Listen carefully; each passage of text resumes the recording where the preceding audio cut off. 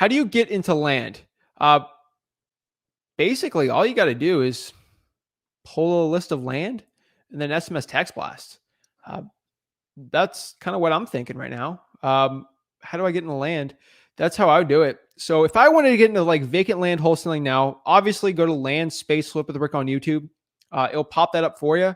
But if you want to start getting into land right now, what I recommend you go to listaria.com, pull residential land in your certain county, and then pull that list. And then once you pull that list, figure out how much land, maybe get 2,000, 3,000 lots, quarter acre ones you want to pull residential, make sure they've owned it for at least 2 to 3 years.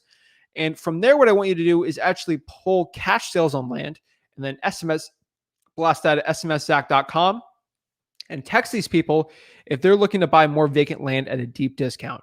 From there, you're going to ask for their proof of funds, call them, have a conversation with them. If they're open to actually selling their land for a discount, if they're looking to buy land for a discount, and then from there, just have a conversation and then talk to motivated sellers on land, get it under contract, sell to those people you SMS text blast, be the middleman in there and make your profit. I mean, we're making 10, 15K on these land deals. They're great.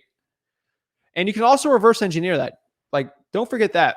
So go after people that are builders or something and say, hey, how much are you looking to buy a quarter acre in Stewart, Florida?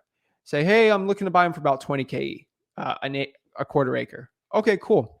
You talk to, and then you pull lists on listaria.com of vacant residential land. Hear me out. You get the vacant residential land on there, and you basically just talk to these people and say, hey, how much you're looking to sell? They say 5,000, and you can sell it for 20. Put under contract. You just know you made 15K on that deal. I love it. So that's called reverse engineering, basically on that one. I absolutely love it. One of my favorite ones out there.